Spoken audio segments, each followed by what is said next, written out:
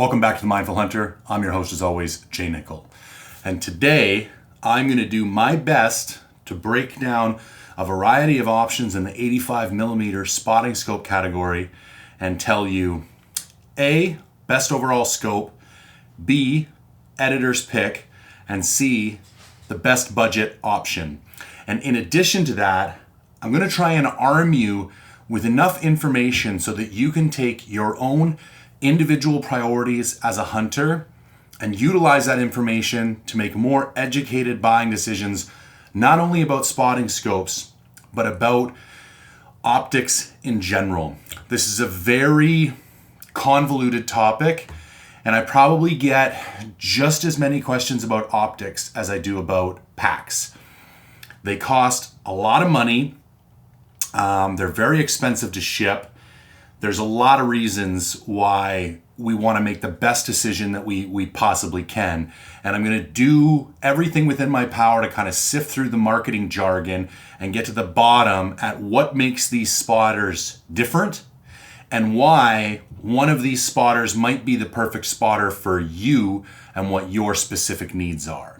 So before we proceed, the 6 spotting scopes that we're looking at today are the Vortex Razor 85mm, the Swarovski ATX 85mm, the Maven S.1A 80mm, the Kowa Prominar TSN 88A 88mm, the Zeiss Conquest Gavia 85mm, and the Zeiss Harpia 95mm. Now, first off, we got a little housekeeping. So, as some of you know, I've started a community called Mindful Reviews. Now, it's a membership-based, paid-for-membership community. We just broke 100 members. Now, the reason I bring it up specifically at the beginning of this video is that I'm going to raffle off the winning spotting scope. So tickets will be $40. You will have extremely good odds, very low number of tickets, limited number of tickets. And you have to be a member of Mindful Reviews in order to purchase a raffle ticket. The other benefit about being a member at Mindful Reviews is that you could get to participate in the reviews, and you'll see exactly how that occurs once I talk about the methodology that I used in order to create this kind of unbiased reviews for these 6 spotting scopes here. Also, for lifetime members, you get entered in a draw, and once a month we give away kick-ass prizes. 2 months ago, it was a Yeti Rode cooler. Last month, it was a Polar fitness watch. And this month coming up, it's a complete GoPro Hero 11 Black kit. So I try and keep the prizes north of $500. Membership's $5 a month or $50 a year or $250 for lifetime. So if you know you want to enter into one of the raffles for the spotting scope, I would deke over right now to mindful-reviews.com, buy membership, enter the raffle. If you want to know the winning, that's another shortcut to find out the winner, although you could just use the timestamps below. And then come back here to watch the rest of the review. And in what I think is actually more important to you, find out how to make better buying decisions regarding hunting scopes. Okay, that's it. No more shameless self-promotion. Up next, I always give a little blurb about tribalism and emotional-based marketing, simply because I am about to get very critical of probably a product that you either have owned, may own, or are considering owning. And we make purchase decisions emotionally, and then we rationalize them cognitively. And then we trick ourselves to think that we made the buying decision cognitively and then felt the emotional impact afterwards, but that's actually just a trick of our memory. We make them emotionally and we rationalize them cognitively. So you will feel some form of sense of belonging and emotional attachment to the products you own and to the companies that create those products. So when we try to engage in an objective review process, I just need you to hit pause on that emotional attachment, take a step back, and remain objective as possible, and realize I'm not trying to slight any of these companies. I'm not trying to make disparaging remarks. I'm going to keep things very professional, but I'm also going to be extremely honest. So next part, how do I remain unbiased? I am not sponsored by any company. I have zero financial incentives from any hunting related companies, any companies whatsoever. I don't have any sponsorships, nor will I ever have any sponsorships. And I do that because you cannot remain cognitively objective when you have a financial incentive attached to the product that you're talking about. So all these influencers that do a review and then give you a personalized discount code to go buy the product they just reviewed, that's not a review, that's a commercial. This is not a commercial, this is a review. And that's the whole reason why I started Mindful Reviews, because I was sick and tired of people mislabeling reviews, as a review instead of calling it what it actually is. And it's just a paid for commercial from that brand. And that's fine if that's the type of relationships you want to engage in and you want to take money in exchange for your integrity and then kind of shill products all day, have at her. That's not what we do at Mindful Reviews, and that's not what I do on this channel. Now, that being said, I do have a couple shout outs that I want to give because I was able to partner with both S&S Archery and Outdoorsman's on this review. You can imagine sitting here close to $30,000 worth of optics, I don't have the money to buy all these spotters. So I hit up S&S and I hit up Outdoorsman's because they don't represent just one brand. They represent a variety of brands. They don't have any particular brand loyalty except for the brands that they sell, and they both kind of sell some different brands. And I said, this is what I think I'm doing. What I would like from you guys in exchange for advertising on the channel, like I just told you guys, I've shopped with S&S and Outdoorsman's for years. I know the guys who work there at both shops personally. I've asked for advice and recommendations from the staffs at both shops repeatedly.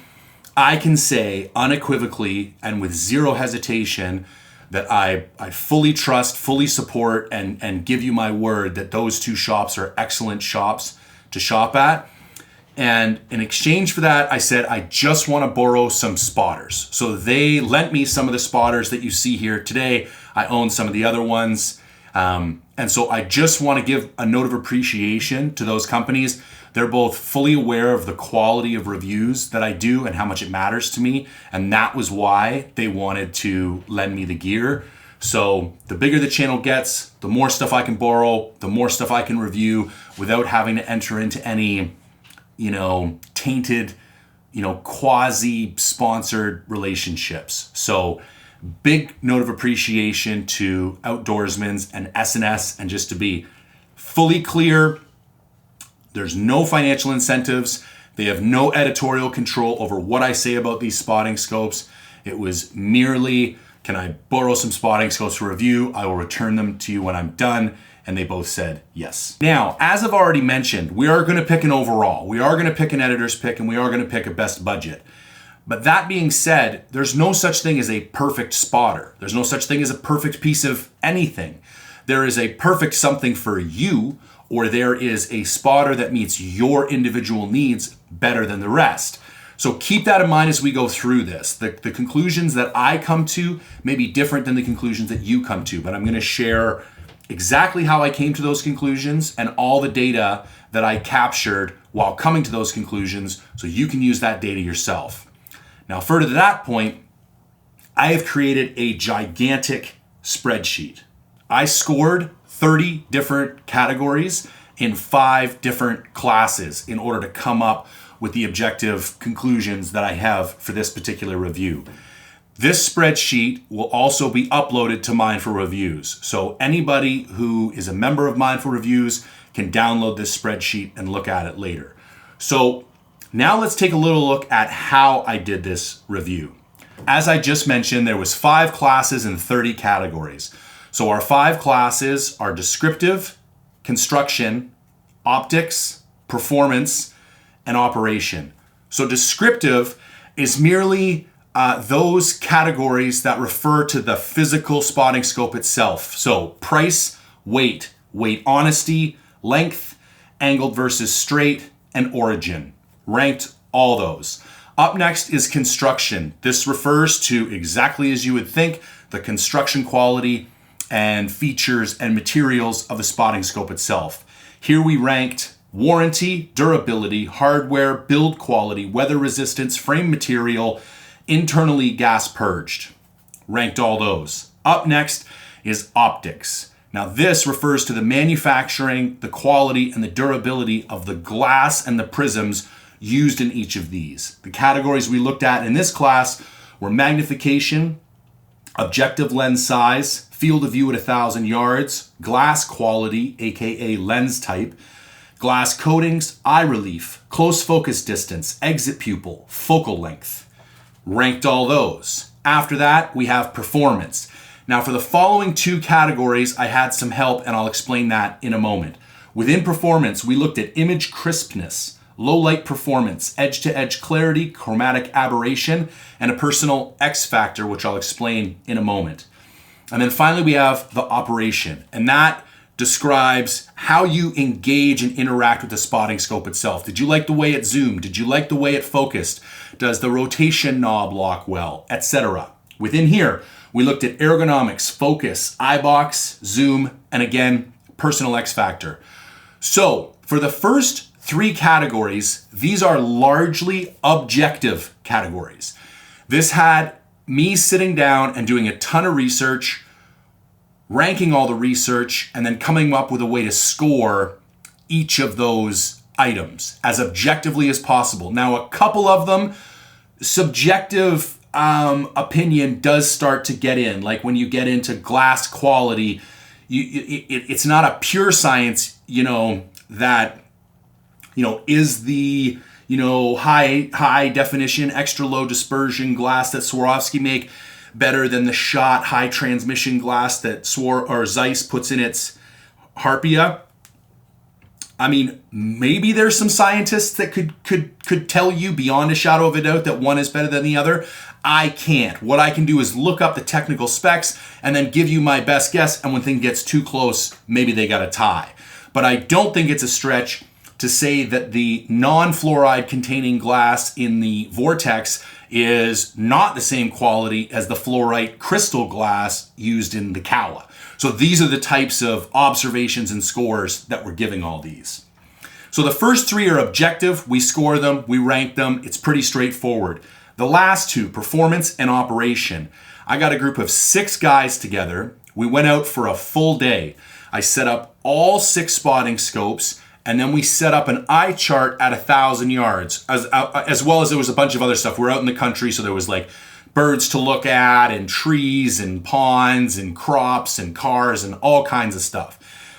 And for literally 6 or 7 hours, the guys just rotated through all 6 spotting scopes. I had big printed spreadsheets that I'd given them with instructions on how to score and how to rank, and on the 10 individual categories that I wanted them to score. And throughout the whole, we stayed till well after dusk. So we had the opportunity to look at these as it started to get darker and get that low lights performance. And then I took all their scores, added them all up, averaged them all, and that's the scores that you see in the final spreadsheet. Now, here's how the scoring system works for the spreadsheet. It's a scoring system of 1 through 6. So the best spotting scope in any given category gets a 1. The worst spotting scope in any given category gets a 6. Now this is called a forced ranking system, because if I gave myself the ability to just give a 1 to 10, psychologically you tend to revert to 6 or 7 with everything. And then we don't have the ability to force ourselves to differentiate and to create a delta between the different spotting scopes. So by saying you have to have a number 1 and you have to have a number 6, this helps you more clearly differentiate between the spotting scopes. Now there are instances where there have been ties. I tried to minimize those instances, but there's nothing you can do. Sometimes 2 scopes are just completely equal, and that's all there is to it. But I'll go into this more later on, but the scoring system worked very well. We have a very clear winner, and we have a very clear number 2 through 6. Now what is unclear, or what is kind of up for debate or up for personal opinion, is how you weight these individual classes. So for starters, I've weighted all the classes to be equal. So you'll notice, for example, there's 8 categories under construction and only 5 categories under performance. If you didn't weight these, you would already be weighting construction to be more important than by performance. by having more categories. So what I've gone through is I've gone through and I've averaged all the scores by the number of categories within that class so that we have a universal number, and each of these classes is worth 20% of the final score. Now, in addition to that, you can weight the individual classes as more or less important for you. So I've actually created an interactive component of the spreadsheet where right now each class is weighted times 1.0, so it doesn't change the score. But if you decided that, let's say, price was the single most important thing to you, you could go in here and you could bump that up to a multiple of 2. And that would weight price as twice as important to you as the rest of the categories. So it would be given more importance in the final score. And if you do that, it actually switches the second and third place scope, because there's such a discrepancy in price that if you individually prioritize price, this spreadsheet is going to tell you what scope is best for you. But let's say optical quality was that you care, like by far optical quality is the most important thing to you. You could go in here and you could type in a 2 or a 3 or a 2.5 into the optics category, all depending on how much more important it is to you. And this spreadsheet will recalculate those figures and tell you based on optical quality, or by giving a priority to optical quality, which of these spotting scopes is best. So that's a cool little added feature that I've just created for this particular spreadsheet. And all the major category reviews that come out of mine for reviews from now moving into the future will all have this ability where there'll be multiple classes, and you'll have the ability as the end user to define which of these classes is more or least important to you in your buying decision. So that's a pretty cool feature, and I'm happy to share that. All right. We've wasted quite a bit of time already, and we haven't even really gotten into the review, but I think it's very important to set up how I did the review, how the review scores are calculated, to give you guys some transparency and show that there's credibility in how this was done. This was not a slapdash affair. I've had these scopes for almost 2 months, most of them. I've put a lot of them through their paces in a variety of manners. I've owned some of them for quite some time. So I feel very confident that this is going to be a great asset in making your spotting scope buying decisions moving forward. One last note. I am not a optical scientist. I don't work with glass for a living. It is possible that there's a mistake or two in here. I've done my best to vet my research, find multiple sources for most of the conclusions that I've drawn, but I've been doing these things long enough now that no matter how careful I am, somebody always hits me up in the comments that there's 1 or 2 mistakes.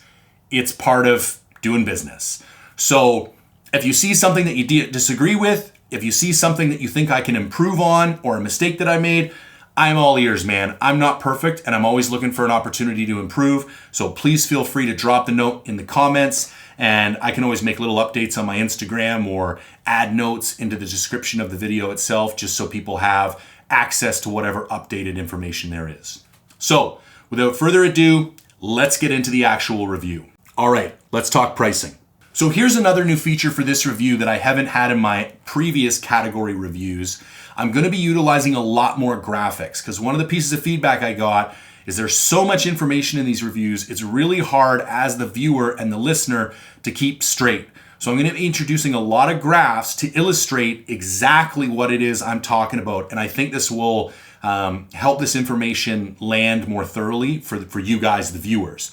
Also, all these graphs are contained in this spreadsheet. So again, members of Mine for Reviews have access to this, and you can look at these graphs in this spreadsheet anytime you want. So there's not really a big surprise here. Obviously, the cheapest scope is the Vortex, coming in at $16.99, and the most expensive is the Zeiss 95 Harpia, coming in at $5,000. Now, let me just take a moment and tell you why this 95 is in here, because obviously the other 5 spotting scopes are in the 85 millimeter category. You do have the Maven at 80 and the Kowa at 88, but still you would say they are meant to compete within the 85 category. So why do I have this big beast over here? Because I already owned it. So I was like, it's sitting around the house. I'm doing this big review. I might as well include it. Also, it gave me a bit of a benchmark. Like, theoretically, it should have the best picture out of all of them.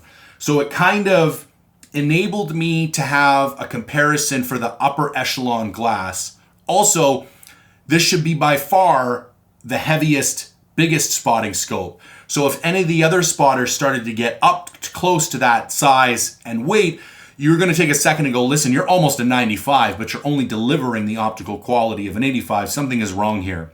So really, at the end of the day, I threw it in because I had it, and it gave us the ability to garner some unique insights. Now, as far as pricing, I want to make an argument that we're essentially looking at now from a price perspective. So what I'm going to argue is that we essentially have three categories here. We have the low price category, which I'm going to argue is the Vortex, Razor, and the Zeiss Conquest. At $1,700 and $2,000, there's only $300 difference. Then we run into the Maven at $3,000 and the Kowa at $3,450. So essentially $450 separating these two. And then at the upper end, we have the Swarovski ATX 85 at $4,500 and the Zeiss Harpia coming in at $5,000. So three categories: low, medium, and high. Right out of that gate, that surprised me. I don't know why I thought the Vortex and the Maven were in the same price category, but people constantly ask me, should I get this Vortex Maven? And now that I'm looking at this, the Maven costs almost exactly twice as much as the Vortex. So from a price perspective, there is no comparison between the Vortex and the Maven. The Maven is in a completely different class altogether. Now let's take a look at weight. So within weight, we're actually going to look at two different components: weight and something I call weight honesty. And one of the things I discovered early on doing reviews is that it didn't seem to matter what the product was or who produced it. There was almost always a discrepancy between the advertised weight and the weight of the product when it showed up at my house, and not an insignificant difference in some instances. And so one of the things I always like to do right out of the box is weigh gear, because as you know, being a backcountry hunter, ounces really add up. And if you are estimating your pack weight based on advertised weights and everything you own is 6 to 7% heavier, you're going to load up a 70-pound pack and it's going to end up being, 75 pounds, which is not the end of the world, but it is a significant difference. And when you're comparing two products, you may be using weight as the deciding characteristic between picking one over the other. And if it turns out one company has, lied a little more aggressively than the other company, that's also going to impact your decision. So there's good news and bad news. The bad news, all these companies were out, somewhere between 2% and 7%. The good news is they were all out. So what they said they weighed and what they actually weighed doesn't actually change the ranking of the scopes, but it certainly changes the weight. So the Zeiss 85 was advertised at 60, came in at 63. That's a 5% discrepancy. The Swarovski was 67.4 to 70 with a 4% margin of error. The Maven from 64.5 up to 69 was the worst offender, being 70% out. So this is a prime example. So you go on their website, it tells you this thing weighs 64.5 ounces. You get it home and it actually weighs 69 ounces. That's 4.5 ounces. I mean, that's a hamburger. That's a quarter of a pound difference.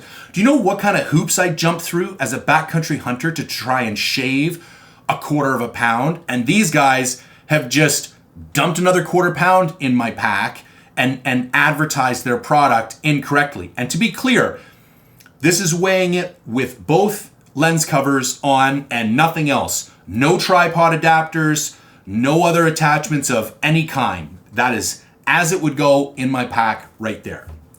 Now we have the Vortex, advertised at 65.6, weighed in at 69 for a 5% discrepancy. The Kowa at 65 ounces, came in at 67 ounces for a 3% discrepancy. And the least offender of them all, which is quite shocking to me because you up till this point, you almost saw a correlation between weight and discrepancy. But the Zeiss is advertised at 81.1 ounces and comes in at 83 ounces for only 2% margin of error.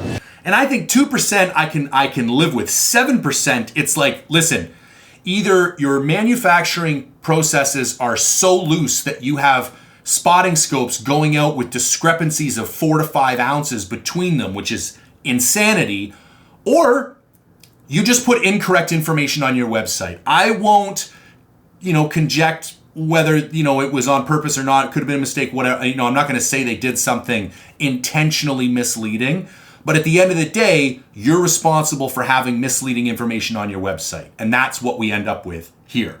So starting at the lightest and going to the heaviest, the Zeiss 85, then the Kowa, then the Maven, then the Vortex, then the Swaro, then the Zeiss 95. But to put things in perspective, if we rule out the Zeiss 95, there is only 7 ounces difference between the lightest spotting scope at the Zeiss 85 and the heaviest spotting scope with the Swaro. 7 ounces is almost half a pound, so that's not insignificant, but it's also not the end of the world. So this is one of those data points that I think should inform your decision, but it shouldn't be the be all and end all. Time to take a look at length. So with length, I realized there was also discrepancies, but I think it comes from the manufacturers measuring these spotting scopes differently. Like, what really is the length? Is it the linear distance along the whole spotting scope? Or is it like the right angle distance from the back of the eye cup along the slope distance to the front of the objective lens? As a backpacker, that's the length that matters to me because that's how much room it's going to take up in my pack. And a shorter spotting scope in that, as measured in that way, is going to be more beneficial to me. So I actually went back to the drawing board and remeasured all of these. And that was how I measured it. Like right angle from the furthest point to the furthest point as a straight line. So it would represent how much room it's going to take up in your backpack. Now we can see from the data, the Swaro was the shortest at 15.25 inches. And then the largest obviously was the Zeiss. But again, this is continually a data point we're going to kind of, for our purposes here today, kind of throw out. Practically speaking, the largest 85 was the Kowa at 16.25. So a full inch difference in length between the Swaro and the Kowa, which is, again, not the end of the world, but not completely insignificant either. Let's take a look at which scopes offer both an angled and a straight version. So I wanted to take a look at angled and straight because some people have a distinct preference for one or the other, and some of the manufacturers offer both and some don't. Now, this is pretty simple. Every single scope here, except for the two Zeiss, offer both an angled and a straight. So if you're interested in a straight, there you go. Personally, I prefer angled for a variety of reasons. Typically, it's ergonomics, like the way you sit, the fact that you're looking up at a hill, the height of your tripod, like everything about an angled spotter is easier. Now, the one drawback and the one argument that I hear all the time that I do agree with is with a straight spotter, you can take your binoculars and your spotting scope are going to be interchangeable, and they're going to be not only focused on the same location, but the tripod height and your seating or standing location are going to remain the same. Because that's the other kind of tricky thing about an angled spotter. If you're not staring really far uphill and you're a very tall guy, it's almost impossible to get a tripod that's going to have a large degree of stability and not too much vibration all the way up to a standing height with an angle, because you actually have to get up and above the spotting scope to look down on it. But I rarely glass from standing. I don't like the instability of the tripod, so I typically glass from a seated position anyway, so it's not an issue for me. The next category is the origin of manufacture. So the reason I wanted to look at the country of manufacture is that there are pretty long-held beliefs about the quality of the manufacturing processes in different parts of the world. Now, I'm not going to say these are hard and fast rules, but I'm also going to say that most people who've owned optics for a long time and kind of understand the manufacturing processes are not going to argue with the following statement I'm going to make. And these are typical statements, not everything, but typically the best glass and the best optics are manufactured in Europe, places like Germany and Austria. There's also some really nice places in Croatia and some other places. Second after that tends to be Japan. They tend to have a higher standard of manufacturing quality, and typically better glass comes out of Japan. And then beneath Japan would be China. Now there's lots of other places things can get made, and there are conclusions that you could draw about that, but I'm just saying as a general way of looking at things, the best is Europe, second best is Japan, third best, and kind of the worst, is China as a general rule. So if you go through and look at where these are built, and you got to do a little bit of digging because some of these they get a little sneaky with how they share, what's the difference between assembled and manufactured. So the Zeiss 85 is actually manufactured in Japan. Now it's designed in Germany, but it is not manufactured in Germany. This comes from Japan. Now the Swarovski ATX 85 is fully designed and manufactured in Austria. Everything is done in-house. Now the Maven is also made in Japan, similar to the Zeiss 85. Now the Vortex is where we start running into issues because the only thing it says on the Vortex box is that it is assembled in USA with global parts. And when you look in the website, when you contact them, when you look at any forum posts, years ago it used to be pretty clear that like the lower end Vortex optics, like the Diamondback series, were all manufactured in China. They would come stamped made in China. It would say it on the box. There was no trying to hide it. And their upper lines, like the razor lines, would come made in Japan, stamped made in Japan, very upfront about it, and that was their method of business. However, their new kind of marketing spiel is that, due to shifting supply and demand needs and supply chain limitations, they swap around and they make things wherever it is most convenient for them at the time. Now, the reason I say that is there was a period of time when the Vortex razor line, specifically the binos and the spotting scope, very clearly went from being made in Japan to made in China. And during that time, you will see this spike when you do the research of complaints on forums about the quality of the glass just going to crap, and like the spotting scope I bought 2 years ago looks nothing like the spotting scope that I just bought. It's supposed to be the same one. The only difference is one is made in Japan and one is made in China. And this is one of the case studies that enables me to really feel confident in that Japan versus China argument, because you're essentially taking the same product. It's being bought by the same company. It was designed by the same company. The only thing that changed is it went from being manufactured in Japan to manufactured in China, and the quality went downhill. So take that for whatever you wish. The only thing I can tell you about the Vortex scope is that its components were made from a potential combination of factories in Japan, China, and the Philippines.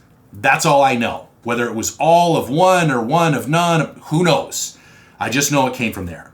Now, the Kowa is made in Japan, and it was originally a founded Japan company that kind of got bought out years later, but it's a tried and true Japanese company built in Japan, no longer owned by a Japanese company. And the Zeiss 95 was made in Germany. So here's one more point of evidence where we can draw some pretty firm conclusions. Zeiss Conquest Gavia, lower end of the Zeiss lineup, manufactured in Japan. Zeiss Victory Harpia, upper end of the Zeiss line, manufactured in-house in Europe, in Germany. So what I did for those is Germany and Austria came in tied at number 1. The Zeiss the Maven, and the Kowa came tied at number 2 for all being in Japan, and the Vortex gets 3rd place for essentially being dishonest or not being clear.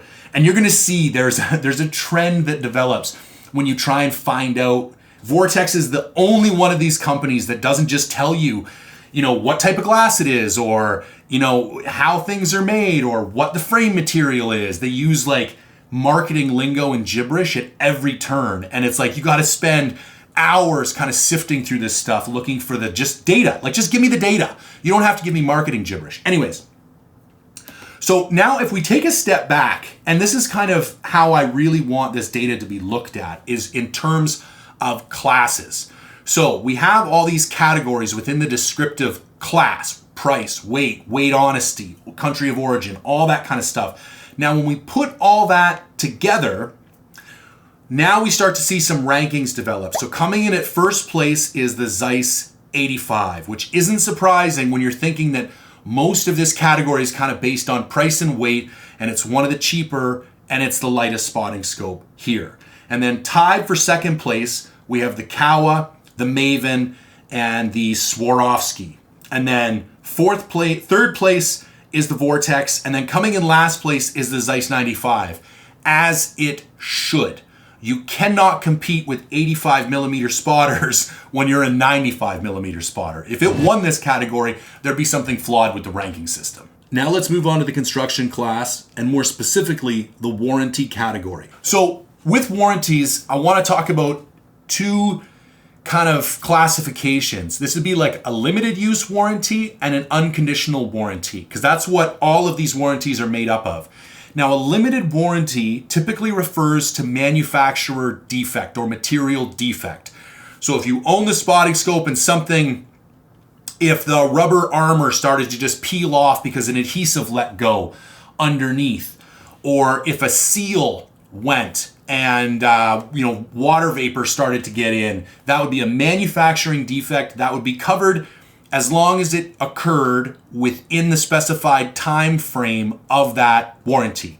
Now, an unconditional warranty, which is what companies like Vortex are for, is that no matter what happens to your scope, it's going to be replaced. You could drive over it, you could throw it off a cliff, you could light it on fire, you can do whatever you want with it, but it will be covered 100%. Now, I want to make a note about unconditional warranties, because I did give them a higher score because they are a greater degree of protection. And to be honest with you, I think it's the psychological kind of hurdle that most people have problems getting over, and why they tend to stick with a brand like Vortex when it's pretty clear as you're going to see a very inferior scope compared to the rest. Those unconditional warranties got to be paid for somehow. Like, there is no way a company can repair or replace a scope an infinite amount of times over your whole life and not pay for that somehow, right? So you either have to put lower quality parts within your spotting scope, use cheaper manufacturing processes, or you got to make less money. And I'm just going to go out on a limb and say it's not going to be the latter option. They're not going to volunteer to make less money. So the one thing that I want you to think about when evaluating these scopes is, if they're offering you an unconditional warranty, there is a very strong chance that they have cut some corners somewhere along the line in order to be able to afford that warranty. The other thing that I will say is that there's a strong chance you're going to need that warranty. So I have owned 5 Vortex products. Every single one of them, except for one, had to be sent back in for warranty. And it had nothing to do with anything that I did. It was all like manufacturer stuff, like it just broke within the first year. I will tell you that warranty replacement process was phenomenal. And I've dealt with some of these other companies, not nearly as good. Like Vortex gets you in, gets you out. They take care of you. They don't ask any questions. It's a very simple, painless procedure, and you do get either perfectly repaired or I won't say brand new or you get refurbished. Like you either get a new product or you get a perfectly repaired product. So I got to give them full credit for that. But I'm essentially looking at an 80% failure rate personally with Vortex products. And that's unacceptable as far as I'm concerned. But if we go back to the case at hand, again, we have 3 categories. So both Vortex and Maven offer an unconditional lifetime warranty. Chuck it off a cliff, drive over it, don't matter. They come in at first place. Coming in at second place is the 2 Zeiss spotting scopes, which have, in my opinion, the kind of best balance, like the most reasonable warranty that I think as a consumer should be offered on all spotting scopes and optics in general. And that is a 5-year no fault with a lifetime limited. So if you do something that's your fault within the first 5 years of these, Zeiss will fix or replace the scope at no charge. After that 5-year period, they're only going to focus on manufacturer defects and material defects. I have had to use the warranty on my Zeiss Harpia 95 twice. Once it was from user defect, and the other time, in my opinion, it was from a manufacturer defect. I had a very, very bad experience my first time warrantying a Zeiss product. It took 9 months. It actually took them 6 months to get me the scope back the first time, and when I took the scope out of the box, it was broken. I think it got broken in shipping. You shook it and it just rattled. So they said, put everything back in the box, send it back. Had to wait another 3 months. So the issue with living in Canada and having a Zeiss warranty is that you need to ship it all the way to Ontario. Then I believe it goes somewhere in Georgia, Atlanta perhaps. And then if it's not just a quick fix on the exterior, it gets shipped all the way back to Austria, where it gets put in the repair queue for more fundamental repairs. And the first repair I had on the Zeiss was something to do with the glass inside. And it had to go all the way to the Austria, and that's why it took 9 months in total the first time. So, and then coming in at third place is Swarovski and Kona. Now, I need to make an update because most people are going to say, wait, that's not true. Swarovski has a lifetime limited warranty on their products. No, they do not. They just recently switched in the last year or two. Now it depends what product. If there's electronics, it's this long. If it's, binos, it's this long. If it's, a different line, it's that long. You got to look it up and see where the product, what category the product qualifies for.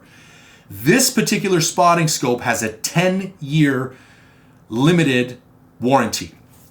But I want to take a minute and talk about Swarovski and their approach, because you can scour the internet and you will not find, at least for the most part, there may be 1 or 2 that I didn't stumble across, but you will not find anyone who has had a negative experience with the warranty process at Swarovski. Now, it might take a while in some instances, but the vast majority of the cases, no matter how old the product was or what happened, Swaro just fixes it. And if it is outside of what they qualify as their limited warranty, they have a very low shop charge. I found instances of where people paid $175 shop charge and got a brand new pair of binoculars, or paid $110 and had their entire scope rebuilt.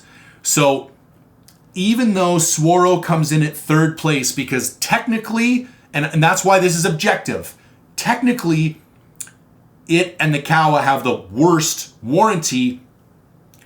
I think subjectively, if you're considering buying a Swarovski optic, I wouldn't worry about the warranty. These guys have been around for so long, and hunting is such a prime demo for them. It's very impressive how they seem to take care of gear. Up next, let's talk about durability. So this category is kind of exactly what it sounds like. This is one of those categories that I'm trying to be as objective as possible, but I had to allow some room for subjectivity because I would have needed 6 years to run this test appropriately. And that would have been me utilizing each scope in the field for a year and cataloging exactly how durable that scope was and what defects or issues cropped up in the course of the year. Obviously, I can't do that. So what I did was a combination of my own personal experience with some of these scopes, and then a lot of internet forum research and word of mouth from other owners of the other scopes. And then finally, like common sense. Like I know how things are built. I know how things work. Looking at the construction materials and kind of digging into the scopes, I wanted to add that third layer. So the most durable scope comes in as the Swarovski ATX. Again, that's more from its legendary status than anything else. Like you will have a very hard time finding complaints of durability issues with the Swarovski. After that, I tied the Kowa and the Maven. And this is primarily because I can't really find that many instances of where things went wrong with these scopes. And they're both extremely well constructed. However, there are certain issues, like there's no rubber armor on the Kowa. It's the only one of these scopes that doesn't have some kind of coating. And I had to give it a small knock for that, simply because when you're putting this out of your pack and in your pack, when you're scraping up against like tripod legs and zippers and all the rest of it, I just think that a spotting scope whose primary use is for hunting should have some rubberized armor on it, and this one doesn't. So that to me could affect long-term durability. After that, we're gonna have the two Zeisses. Now, here's an issue where the rotational knob, this knob right here on the Zeiss, which controls the rotation lock for the tripod mount so that you can spin your spotter to the side if you want to, has broken on me twice. The exact same thing happens. There's essentially a plastic cover, and I think from being in my backpack, it's also because a 95 is gigantic and it takes up more room than I should let it. But it gets beat up. I don't know how, I'll take responsibility for it, but twice now I've broken that. And the second time it actually broke the internal mechanics and I couldn't lock it at all anymore. And that happened on two scopes. So that's why, and it's the same construction quality on the Gavia as it is on the Harpia. So I had to knock those guys down a couple of points for that. And then finally the Vortex. And this is because of my own personal experience with the Vortex and the 4 warranty repairs that I've had. And basically every single person that I know that's owned Vortex, I have. Now, the funny thing is, the one piece I never had to return was my Vortex Viper PST Gen 2 rifle scope. And I beat the shit out of that thing, and it never lost zero. I never had to resight it. I never had any problems with it. But I know so many first-hand stories of guys with Vortex rifle scopes that like zeroed them, went on a hunt, scope got banged around a little bit, zero's gone. Zero it again, fire it half a dozen times, zero's gone. That kind of stuff happens from time to time with all with all scopes.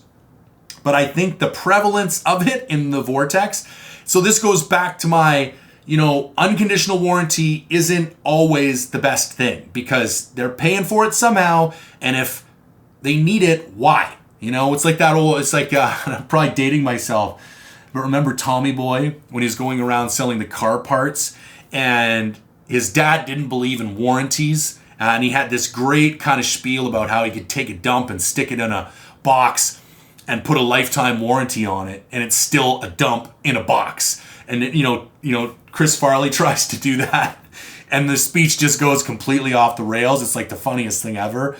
But I kind of feel like that's what's going on with the scopes. Like, if you have to have the warranty, you're probably going to need it, man. And these other kind of more upscale brands that don't have as an extensive a warranty, you're probably not going to need to use it anyways. Now let's chat about hardware. So this category very specifically refers to the 2 lens covers, the tripod mount, and the rotational lock. Even though I kind of addressed the rotational lock and durability earlier, what I wanted to do was assess the kind of build quality and utility of those features. So coming in first is the Swarovski. Now the reason it's coming in first, and I know this might seem silly, but it has like head and shoulders. Zeiss is kind of close, but like the best lens covers of all the scopes, particularly the ocular lens. Like it once you start feeling these things, it's just wild how much nicer the Swaro hardware is than all the others. Save, Zeiss is close, but not, it's still, like, see these eye caps, like they just fold in half on the Zeiss. And with the Swaro, there's like this firm backing, and it's like a hard plastic, but then this rubberized stuff around the side. Like it's just, you touch it, you feel it, you're like, this is nice. And here's the one thing that really separates the Swaro and the Vortex. They have moved to Arca Swiss mounting plates. So with the Swarovski and the Vortex, you need no attachments whatsoever. You can just slide your plate right onto your tripod, and you don't need any secondary adapter that's going to come loose or whatever during the middle of the hunt. That really impressed me because it reduces weight, it reduces size in your backpack, it reduces everything. So I'm hoping that, much like we've had an advancement in the archery industry lately to move to the Picatinny rail on the Hoyts and the bridge lock system in the Matthews, like they're upgrading their attachment systems. I hope we see the rest of the industry move to these Arca Swiss base plates so that there's no need for any more, interchangeable plates between your spotting scope and your tripod. So Swaro comes in first. Vortex is going to come in second because I really have to give it to these guys. Really decent quality, additional hardware, and like the Swaro, they have the Arca Swiss. Now there's one other point I want to note, and that is the Harpia and the Maven are the only two to have the rotational lock sticking out perpendicular from the scope.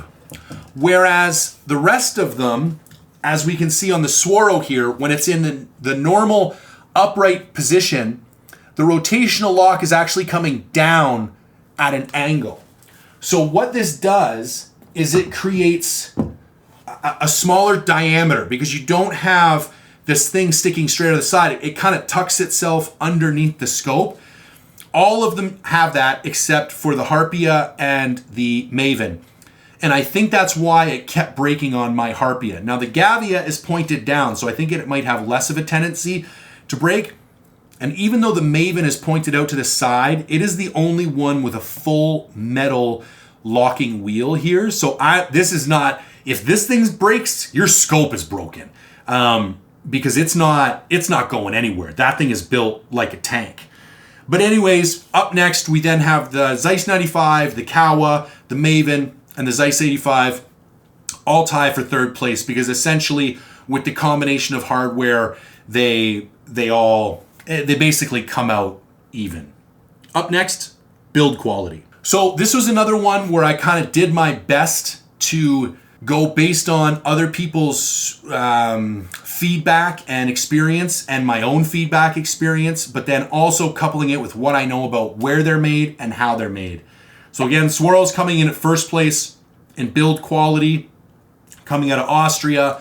We have the Zeiss 95 at Germany coming out at second place, and then the Kowa and the Zeiss 85 tied for third place, and the Vortex and the Maven tied for fifth place. Now let's take a look at weather resistance. This category was very enlightening, not in so much as the actual technical details surrounding the weather resistance of each of these scopes, but in how companies approached sharing that type of information.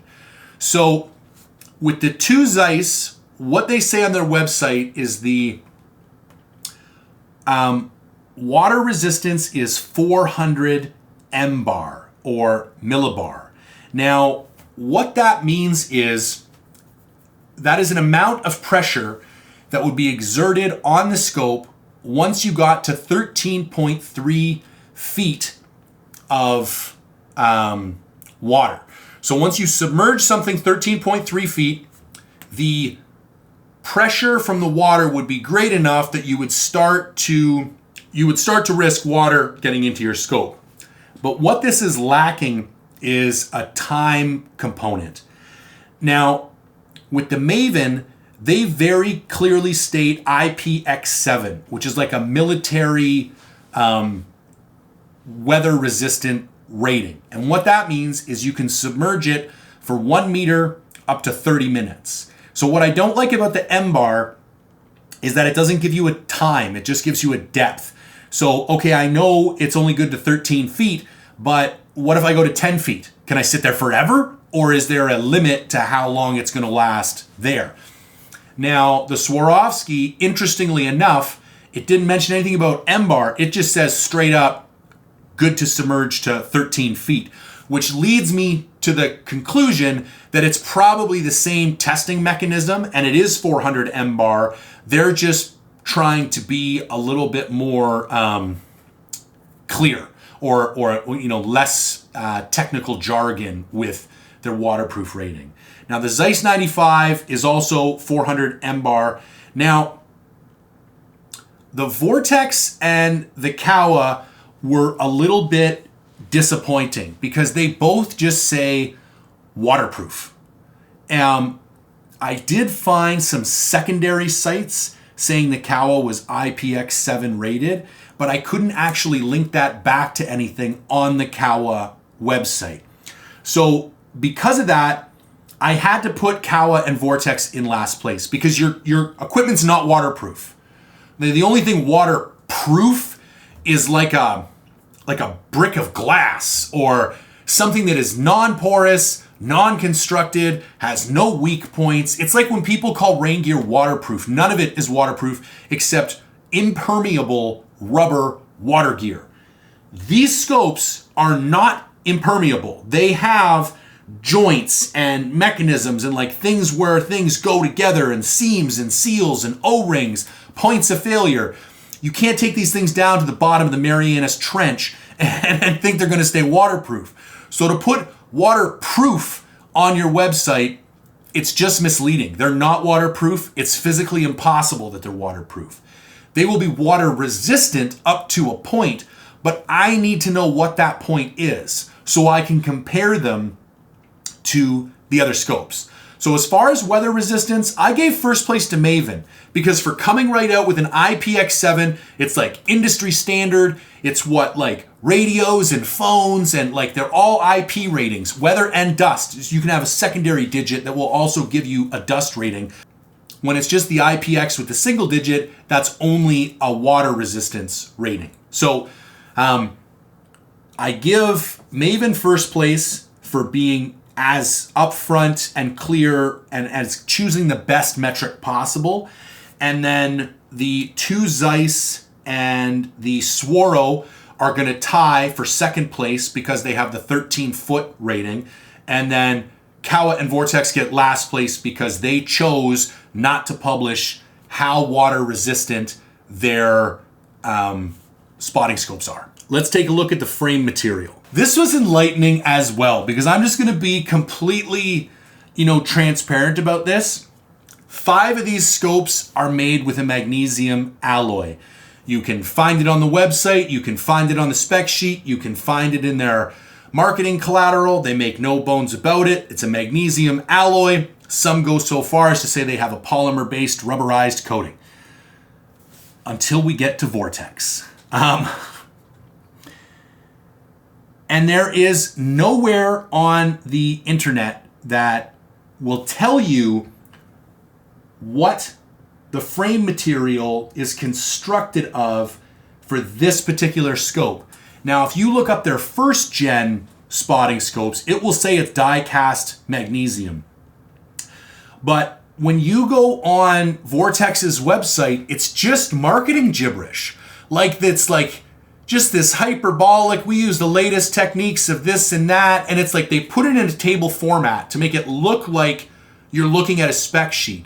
But in all the other companies, they will put like the technical materials that are used, and then on Vortex it will just have this like fluffy language instead of just tell me what the thing is made of. I don't even know why that's a big deal.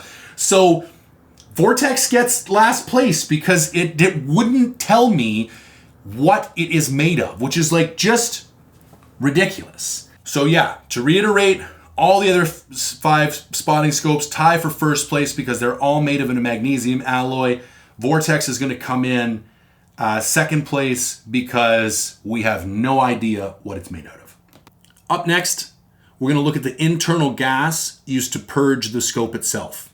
So all these spotting scopes have been purged from the inside with an inert gas, and that's what enables them to remain fog proof. Because if you just had air, there's moisture in the air, and then when you took these to different elevations and different humidity environments, you would have fogging issues inside. That's what happens if you have an old metal Bushnell from like the 70s. That's why that happens with those scopes. Now, the 2 most common gases used to purge optics in general are nitrogen and argon. Now, there is no difference between the optical quality of an optic that has been purged with nitrogen or argon. However, there is a functional difference between the two. So nitrogen is a little cheaper and it's a little more readily available. However, it also has a lower thermal conductivity. So it is not as good at removing heat from the device as argon is.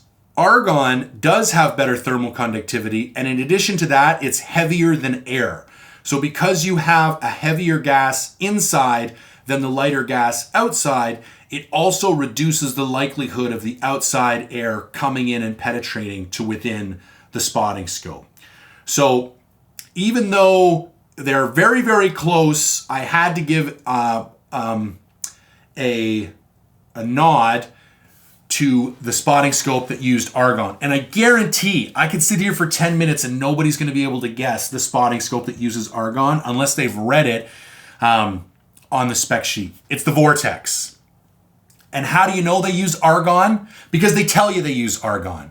And why do they tell you they use argon? Because argon's better than nitrogen. So it's like, it's so mind-boggling to me that they don't understand how transparent it is. Like, you're only telling me the stuff that is flattering.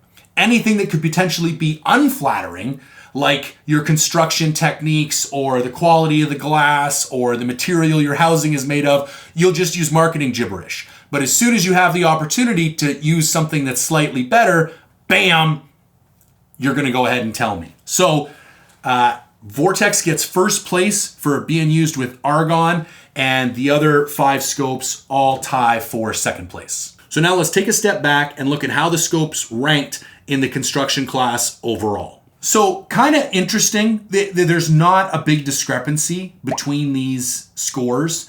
You know, lowest with a 13, the highest with an 18. And I'm also not particularly surprised at the order.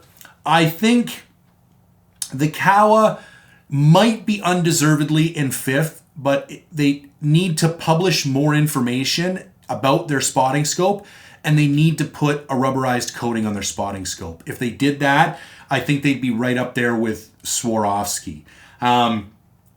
And I don't want to make it seem like I'm hating on Vortex.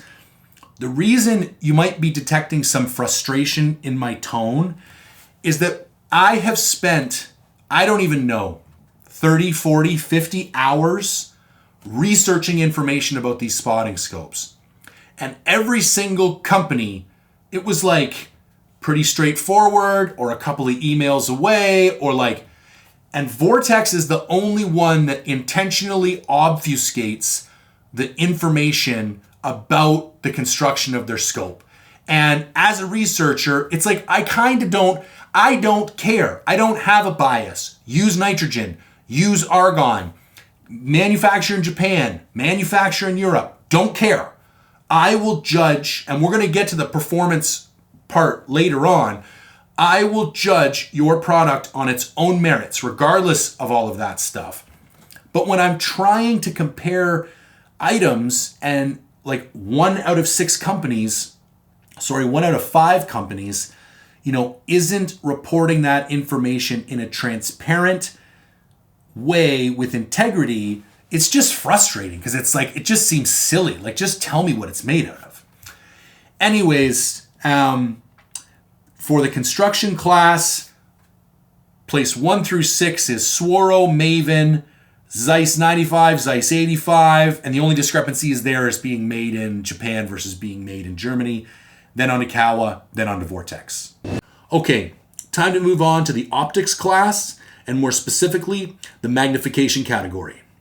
Now, magnification is fairly straightforward. We essentially have 3 elements. We have the widest, we have the most zoomed in, and then we have the difference between the 3. So when I was ranking these, I wanted to take into account the relationship between those 3, because just having the most zoom is not necessarily the best. Having the widest angle is not necessarily the best. And just because the delta between the 2 is the largest is also not necessarily the best. But I think the combination of all those 3 is what matters the most. So I ranked these pretty simply. The Zeiss 95 got the first because it has the widest, it also has the most zoom, and therefore it has the biggest delta between the 2. I then tied the Swarovski and the Kowa in second place because they go from 25 to 60, so it was the next best. And then the Vortex comes in third place at 27 to 60. The Zeiss 85 at 30 to 60, and the Maven down in 5th place because it only goes up to 50 power. And to be quite honest with you, that's significantly less than 60 power, which all the rest of them go up to. And I think that's primarily a function of the fact that there's only an 80mm objective.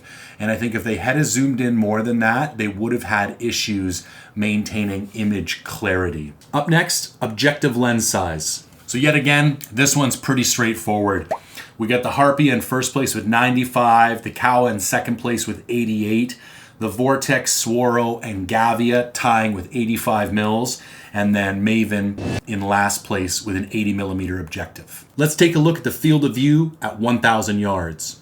So this one was actually a little bit tricky to analyze because field of view is a function of the apparent field of view angle at a particular magnitude of power. So you have to compare spotting scopes at the same power to have a comparable field of view. So just comparing their widest field of view or just comparing their most zoomed in field of view does not necessarily give you the information that you're looking for.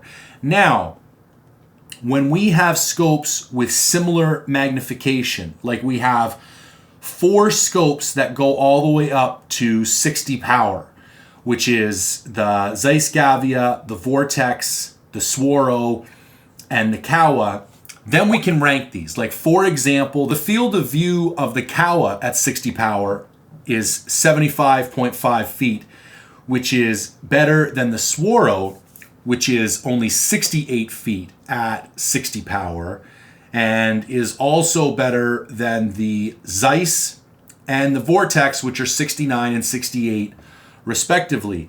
However, the Kowa at 25 power goes all the way up to 138, while the Swaro, the fact that it only goes to 124, it means it's still less than the Kowa, but when we compare it to the Zeiss and the Vortex, it's significantly better. So this was kind of like the little dance that I was playing. So when I ranked them all, again, the Zeiss comes in at first place. The Kowa is going to come in at second place. The Swaro, third. The Maven comes in fourth. Now remember, it doesn't zoom all the way down to 60. So if we look at its 84 feet field of view at 50, if you didn't remind yourself at 50, it looks like it's significantly better than the others. It's not, but we can take the field of view at 25 feet and compare that to the field of views of the Zeiss and the Vortex at 30 and 27. And if you do the math, it's superior. So then closing out, we have the Zeiss 85, which is a bit, they've definitely made a compromise of only allowing a 30 wide angle as opposed to the 25 that most of them are taken, or even the 27 of the Vortex. But I think it's a worthwhile compromise because there's a lot of superiority in the other categories because they've made that compromise. But it still has a better field of view than the Vortex. So yeah, again, in order: Zeiss Harpia, Kowa, Swaro, Maven, Zeiss Gavia, Vortex. That one was a little bit tricky to figure out, but I think gives a lot of insight into the design and the construction of the spotting scopes themselves. Up next, glass quality. This is one of the things that I spent the most amount of time on, and I'm going to admit right now, I'm trying to be as objective as possible, but glass manufacturing is one of those things that is so proprietary and everybody has their own systems. I cannot tell you unequivocally that one glass is better than another glass. I can take my best guess. So if some expert in this field wants to chime in and disagree with this section or provide some more insight that I've somehow missed, listen, I'm all ears. Here's how I approached this. Okay, let's start at the top and work our way down. The Zeiss Harpia uses shot HT glass. That's their high transmission glass. It is the best quality glass that Schott makes that Zeiss uses. And Zeiss, they're not the only one that has access to this glass. Tract, another optics manufacturer, actually somehow got a contract with Schott and uses the HT glass as well. But remember, the coating process also plays heavily in the quality, the light transmission, the field flattening, all of that kind of stuff. Now, I'm not going to go super deep, but just understand that like Schott goes in medical devices, like it is widely accepted that Schott HT is some of the best glass produced on Earth. Now we're going to talk about the fluorite crystal glass in Kowa. So glass containing fluoride is much more expensive to make and can be much more brittle and sensitive, but produces much better imagery and is resistant to a variety of factors that non-fluoride containing glass doesn't contain. Kowa claims to produce a pure fluorite crystal. Now, we're not getting into the performance elements yet, but I will tell you right now that it is almost impossible to tell the difference looking through this Kowa and looking through the Swaro. The fluorite crystal that Kowa uses is outstanding. It is phenomenal. And then finally, Swarovski uses what they call an extra low dispersion fluoride glass with additional field flatteners, which is Swarovison, which is one of the coatings that they use, which enables Swaro has an unreal ability to kind of like flatten the field of view, so much so that it actually makes some people uneasy. Some people don't like looking through Swaro glass because it's such a flat and it doesn't have like any spherical elements to it at all. It's one of the reasons they can create such a wide field of view in a more narrow optic. So basically the Schott HT, the fluorite crystal, and the Swaro glass, I'm categorizing as number one. Now, the reason I know I can categorize it with number one in relation to the Gavia, for example, is that the Gavia uses a Schott fluoride HD. Now, this is still an incredibly high quality glass, but it's even marketed by Schott as a step down from the HT. So we have HT, which stands for high transmission, and then we have HD, which is obviously high definition. Now, tying with the Schott HD is the Maven. And the reason I'm going to do this, I still don't know everything about the Maven, but I know that it's a high fluorite content glass process. So I'm going to put it on par with the Gavia because I know also through looking at it, the Maven is not in line with the Swaro or the Zeiss or the Kowa. Like the glass just isn't the same quality. But I can say that it's in competition with the Zeiss Harpia as far as glass quality. So that's going to come in at tied for number 2. So we have the Harpia, the Kowa, the Swaro tie for number 1. The Gavia and the Maven tie for number 2. The Vortex uses what they call a premium HD extra low dispersion glass. But I think I discovered something interesting in my research that I don't think there's any fluorite. I think it's the only scope up here that doesn't have fluorite in its glass. Now, I could be wrong. There could be some fluorite in there. But yet again, when you go on every single one of these other scopes, okay, all 5 of them specifically call out fluorite in their manufacturing process except the Shot HT. Now that could be for a variety of other reasons, but it's established itself so well as a premium glass, whether or not it calls out the fluorite or not, I kind of don't care. Vortex is facing a different battle because it's a budget scope. So if you had a premium ingredient in there, why wouldn't it be in your marketing collateral? Also, and I will get into this in further detail later as well, when we went through all the testing, the color profile of the Vortex is vastly different than all the other scopes. Like, it was funny, at one point, I got so used, so we would switch every 5 to 10 minutes, and everybody would move one scope down the line. And so the first time we heard them, every now and then, I would hear this, ugh. And at first couple times, it like tripped me out. And then I got used to it. It was always the guy who just sat down behind the Vortex. So if you've only ever looked through a Vortex scope, I could tell the first time I looked through a Vortex scope, everything looked purple to me. And there was this chromatic aberration, and there was this hazing along all the ridge lines, all the tree branches. It was this edge effect. And there would be this like purple or blue haze coming off of everything. You can't help but see it. And everything in the field of view has this like purpley or blue tint to it, which you kind of don't notice when that's the only scope you're looking through all the time. But when you're literally going like Swaro, Kowa, Zeiss, Vortex, as soon as you sit behind the Vortex, it almost like you do a double take, because like yellow hay kind of looks greeny blue, and you're just like, what the, like, it's really weird.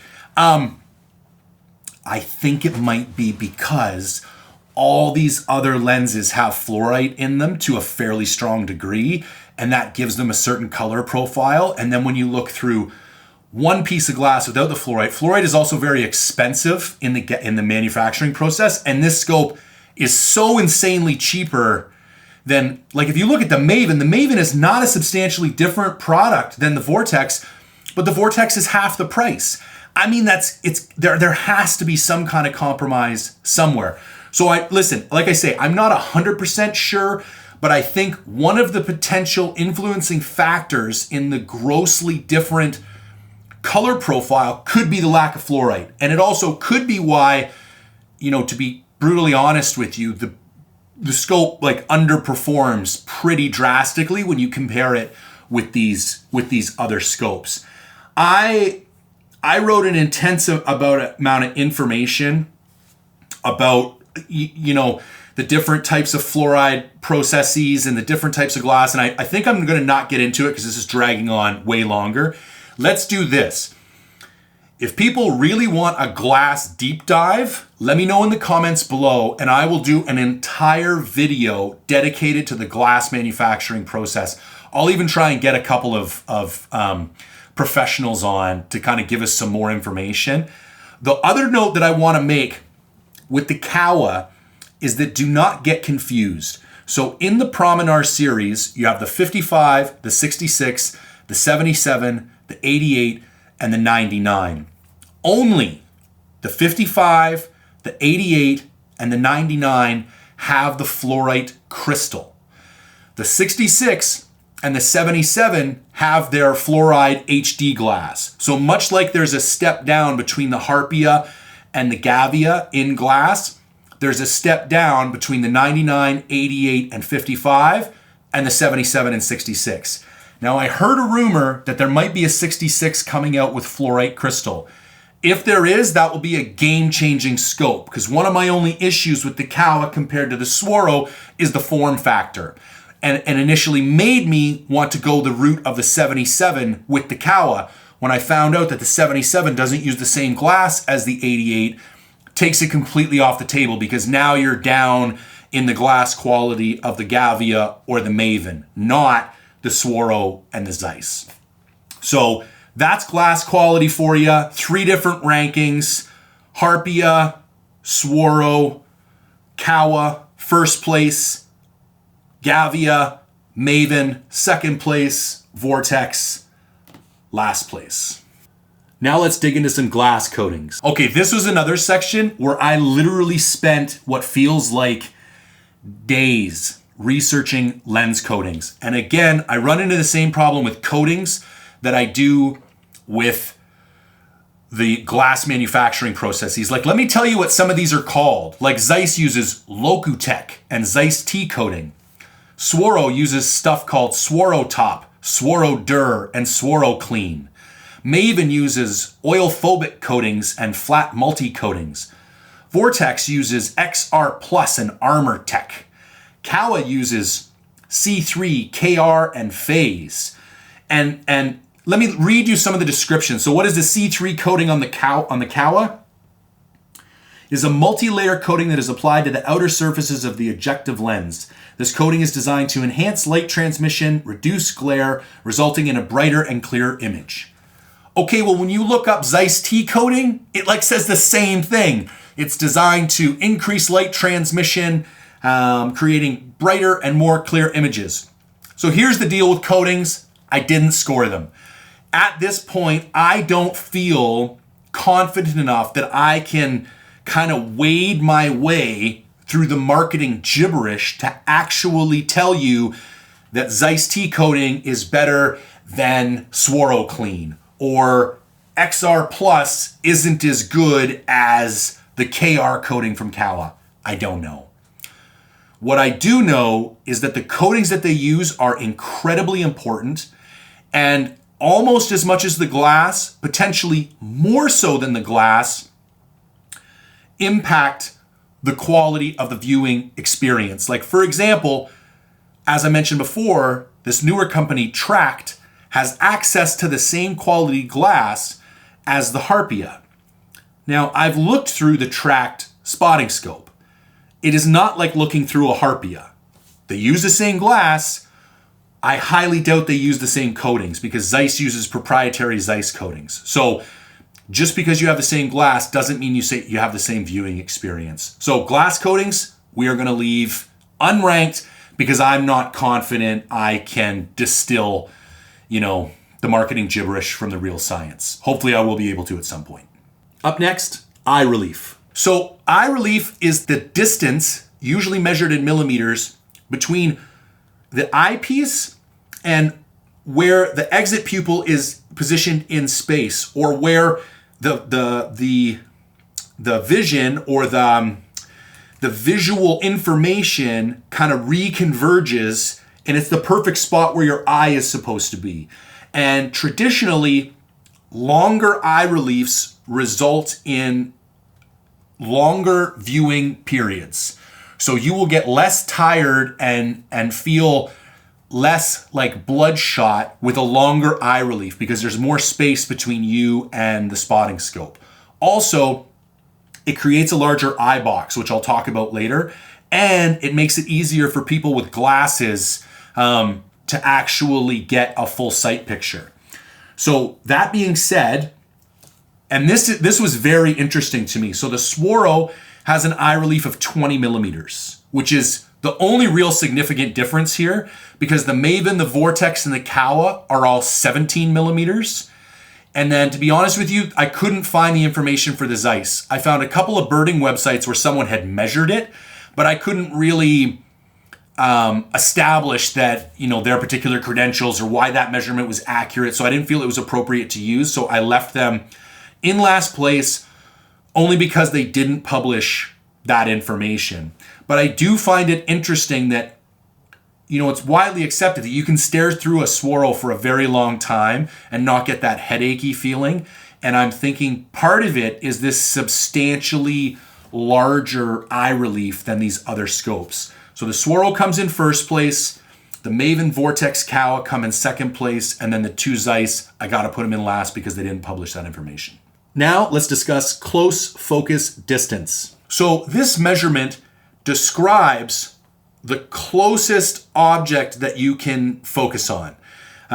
It's really straightforward. So coming in at first place is the Zeiss 85 at 10.8 feet, the Swaro at 11.8, the Harpia at 14.8, the Kowa at 16.4, the Vortex at 16.4, and the Maven at 16.4.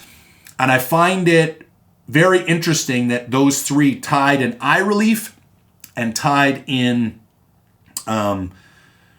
close focus distance. There's also some really interesting comparisons that we could draw with focal length, because I think that's basically, when you start putting all those things together, that's what's going to define how close you can focus on something. This is not the be all and end all. To be honest with you, as a hunter, it's not going to impact your life at all. Like the fact that the Zeiss 85 can focus at 10.8 feet, but the Kowa can't focus until 16.4 feet. Are you using a spotting scope 11 feet away? No. But what it does tell you is that it expands the versatility. Like, because it's testing you the outer limits, or it's describing the outer limits of the functionality of the spotting scope, you can infer conclusions about improvements in the inner performance as well. So just a data point, I certainly wouldn't hang your hat on it or choose to buy or not buy a scope because of it, but it's a point of interest. All right, let's discuss the overall class of the optics. So as we can see here, when we just look at the numbers and we just look at the categories measured in the optics class, the Zeiss 95 comes out on top. Because of its larger objective lens, that's not surprising at all. It's not fair to say that the Harpia 95 is better than the Swaro ATX because we didn't have the 95 on the Swaro ATX. But among these spotters, first place goes to the Zeiss Harpia, second place goes to the Swaro, third place goes to the Kowa, and then we have the Zeiss Gavia, the Vortex, and the Maven. Here's what I think is more important that I want to draw your attention to. Look how closely the Zeiss, Swaro, and Kowa are grouped. 10 to 13. You only have a difference of 3 points from first place to last place. However, then we jump all the way to the Gavia, which goes all the way up to 18. And then when we look at the bottom three, the last place in the bottom three is the Maven at 21. Again, 3 points. So we have two clusters. Cluster number one of 3 scopes with a 3-point discrepancy between first and last place, and another 3 scopes with a 3-point discrepancy between first and last place.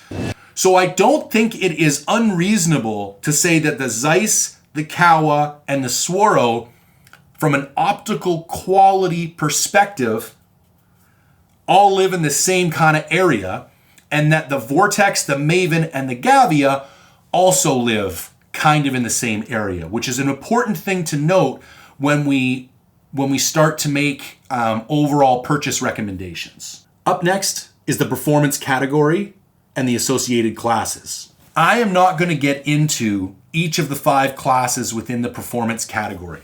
This was the category that was judged by the 6 individuals who looked through these things for 6 or 7 hours all day in a variety of situations. Now, to refresh, these are image crispness, low light performance, edge-to-edge clarity, chromatic aberration, and personal X factor. Now, I talked about it before, but I want to go over it again. The personal X factor, I wanted to include an area for someone to express themselves when the numbers don't always do it justice. Because sometimes if I make you score in a certain category, and you're only trying to express yourself with numbers, and you're only asked to look at a certain thing, it's going to lead you to one particular conclusion. But even though one of these scopes might have been head and shoulders technically than another one of these scopes, for one guy, there was one guy, I swear to God, the Gavia was his favorite scope. He loved it, loved everything about it. So when it comes to personal X factor, I wanted people to have a place for them to say, listen, despite all this gibberish that we've been looking at all day, there's just something about this Maven that does it for me. Just the way it fits in my hands, and when I look through it, we're all individuals. We all have different eyes. We all see things, microscopically differently. Sometimes these scopes are just going to fit with you better. So let's take a moment and look at the overall totals for performance. And again, I think we have some interesting insights. So going from first place to last place, we go Swaro, Harpia, Kowa, Gavia, Maven, and then Vortex. And again, I think looking at the discrepancies kind of outlines even more than the placings themselves. So if we move essentially from first through fifth place, except for the difference between the Kowa and the Zeiss, we essentially have 3-point differences the whole way. 6 to 9 to 12, then to 16, then to 19. However, when we get to the difference between the Maven and the Vortex, it jumps up by 6 points. So to put this in perspective, what people said with their scoring, the difference between the Maven and the Vortex is twice as big as the difference between the Gavia and the Maven. Okay? And they said that the difference between, which is equivalent to the difference between the Swaro and the Kowa, or the Swaro and the Harpia, or the Harpia and the Kowa.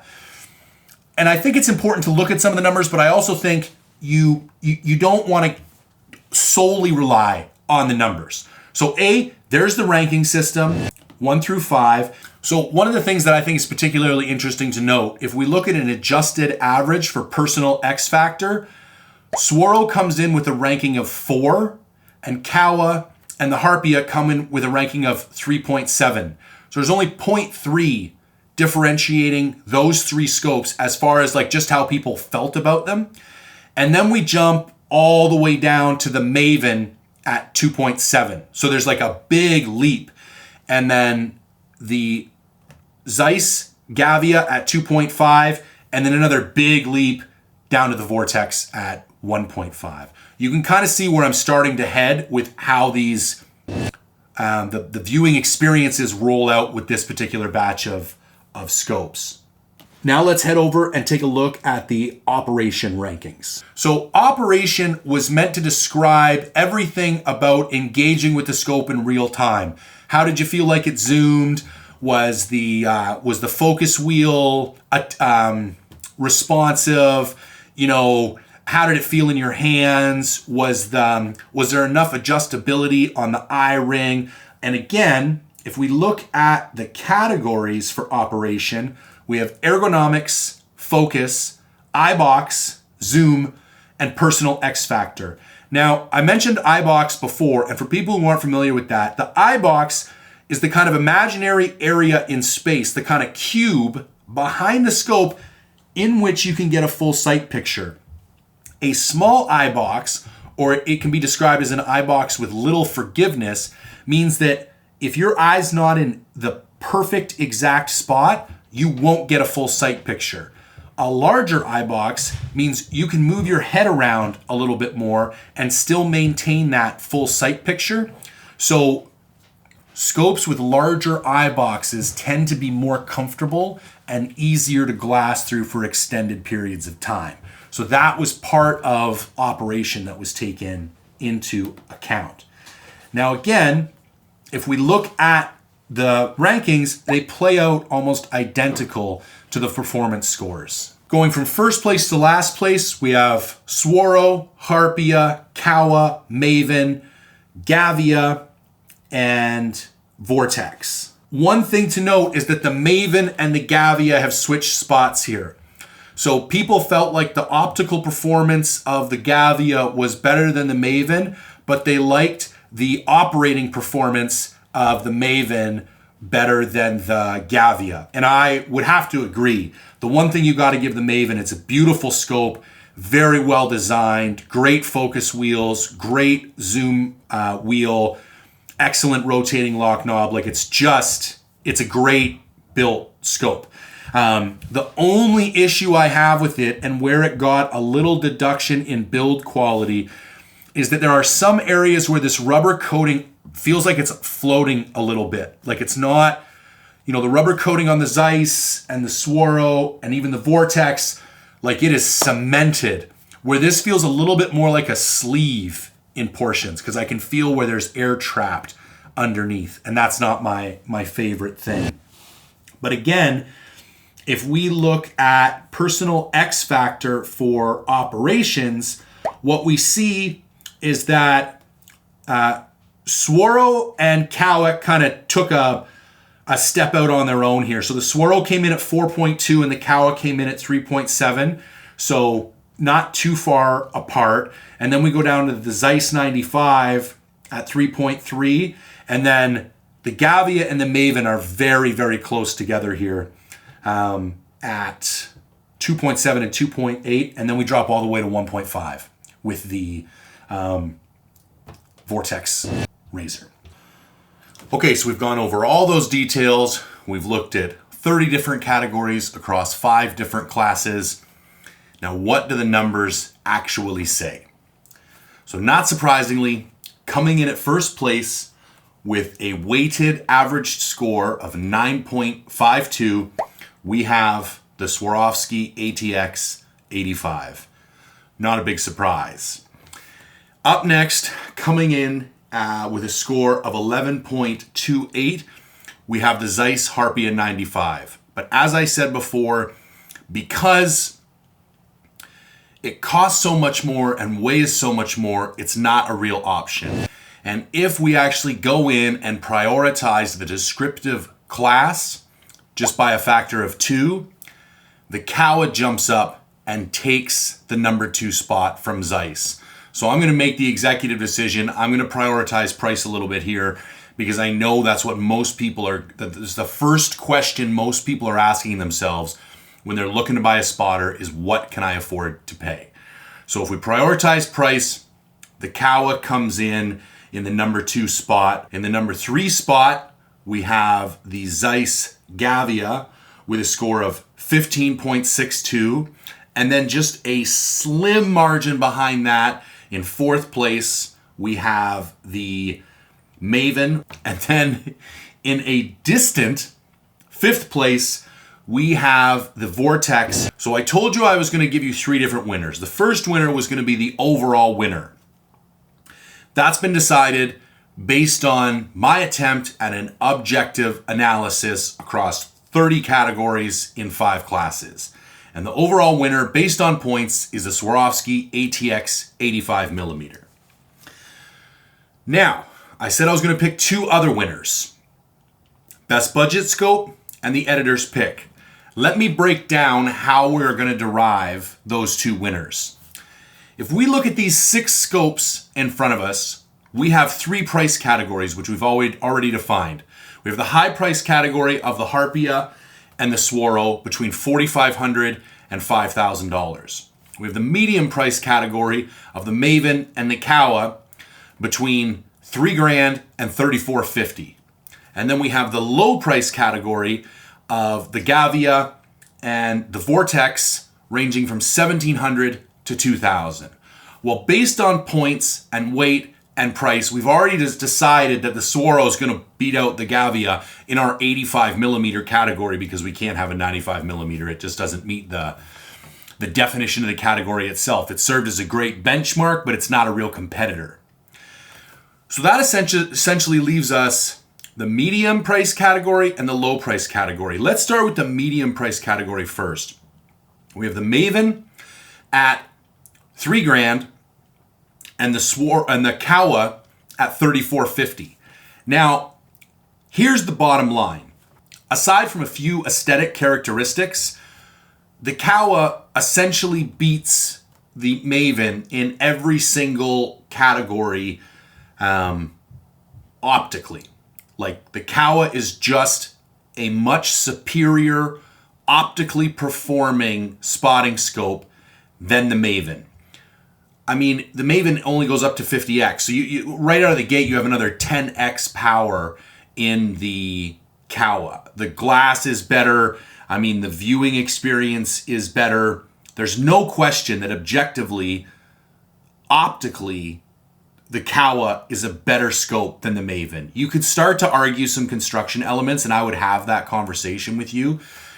But at the end of the day, for only an additional $450, you are getting way more spotting scope. Like, it's just, I mean, the Kowa borderline beats the Swaro. Like, I could put 6 people on these two scopes, and 3 are going to say this one's better, and 3 are going to say that one's better. Like, it is such a fine difference. You are never going to confuse the sight picture of the Maven with the sight picture of the Swaro. It's just not going to happen. They're just not on the same par of optical quality. So for that medium price range, and for what I'm going to call the editor's pick, I'm going for the Kowa. If you're looking for a unicorn of a spotting scope, it's the Kowa 88. You are saving over $1,000 between the Kowa and the Swaro. That's like a 25% discount. And really, except for maybe the rubber armoring and a couple of, like I'm saying, aesthetic differences, like it's not as pretty, it's maybe not, designed quite as well, but optically it goes toe to toe with this Swaro, and you're saving $1,000.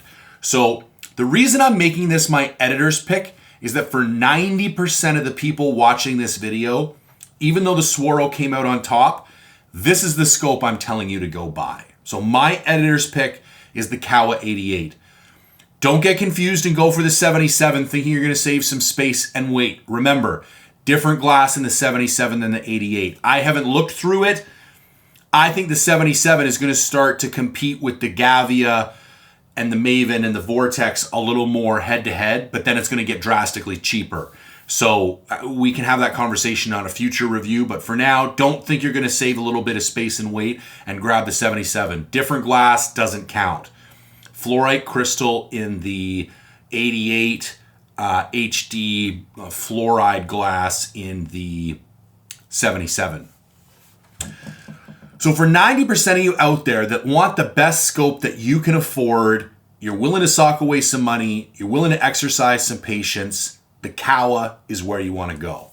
Now for everybody else who's going to hit me up and say, I want a $2,000 spotting scope, I am going to tell you, wait, save some money, get $3,400 and buy the Kowa, because you are getting a far superior scope. But then you're going to tell me, oh, I'm just interested in elk and mule deer, and I don't need like aging sheep, and I don't have to have a crazy spotting scope, and I just want something that's going to get me out there a little bit further. If you have $2,000 in your pocket and you have to buy a spotting scope and you absolutely will not wait until you have $3,400, I'm telling you, buy the Gavia. The Gavia beats the Vortex in every single domain. No questions asked. There are a lot of redeeming qualities to this Maven. The Maven was another one that blew a lot of people's minds. Like when we did that test, people would look through the Maven and they were like, holy shit. And the reason why is that I think, much like I thought, most people think the Maven and the Vortex are actually competing. Vortex is $1,700. Maven is $3,000. They are not competing. The Maven trounces on the Vortex. Like, it's not even a competition. I think the Maven versus the Gavia is a much more interesting conversation. But then you got to remember, the Gavia is $2,000. The Maven's $3,000. I hope the Maven is better than the Gavia. And at the bottom line, it might be in a couple of areas, but it's not $1,000 better. It just isn't. It only goes to 50x. This goes to 60x. I mean, yeah, I don't know what else to tell you. It's just not $1,000 better than the Gavia. And there's to only spend another $300 over the Vortex and jump up to the Gavia, there's no question that you spend that $300. You spend that $300 every day. Now, there are some other budget spotting scopes that now that I've kind of established this baseline, I would love to bring into this conversation, like the Tract, and there's a couple like a Leica. There are a couple of other scopes. So I'm not going to tell you that the Conquest Gavia is the be-all and end-all of budget scopes. What I am telling you that of these 6 scopes on this table, if you said, what's the least expensive one that you're willing to recommend, it's the Gavia. So just to recap real quickly, if you have an infinite budget and you want the best, no questions asked, you buy the Swarovski ATX 85. The form factor is just so much more compact. The design is so beautiful. The hardware is gorgeous. Like everything about it, they knocked it out of the park. Now, if you're that guy who's like, listen, I got some money. I care about good gear, but I don't need to be wasteful either. I'm willing to save a couple pennies if I'm almost getting the best of the best. The Kowa. You are sacrificing 0 optical performance, maybe a little bit in the construction department, but you still have arguably one of the best spotting scopes on the market. And then for the guy, the penny pincher, listen, I'm young, or I just got married, I'm having some kids, whatever your case may be, this is all the money I got. You will enjoy the Gavia. It is a pleasant viewing experience. It's going to get you out there. And I don't have any problems recommending it. So overall point winner, Swarovski ATX 85, editor's choice, Kowa 88, best budget, Zeiss Gavia 85. So I was trying to decide which of these scopes to raffle off, and I've landed on the Swarovski ATX 85. I thought maybe of doing the editor's choice of the Kowa 88, but then I thought the winner is the winner, and that's what deserves to get raffled off, so that's what we're going to raffle off. So you can go to mindful-reviews.com right now, as long as it's still live and as long as there's still tickets available, and you can buy a raffle ticket for the Swarovski. If the tickets go so fast and there are still people interested, I will then open up tickets and raffle off the Kowa 88 as well. And if you want to, you can DM me on Instagram or shoot me an email. On Instagram, I'm mindful_hunter. My email is j@mindfulhunter.com. And check if there's still raffle tickets, because you will need to buy a membership to Mindful Reviews before you can purchase a raffle ticket. That's all I got. This was as in-depth and as thorough as I'm capable of doing. I hope everybody enjoyed it. I hope you got some value out of it. I would appreciate if you could support this content, like, share, comment, subscribe, post it to your stories on Instagram. This is only the beginning. There are many more reviews just like this and even more in-depth coming down the pipe. Any questions for me? I shared my contact information earlier, or drop a note down in the comments below. And as always, thanks for tuning in.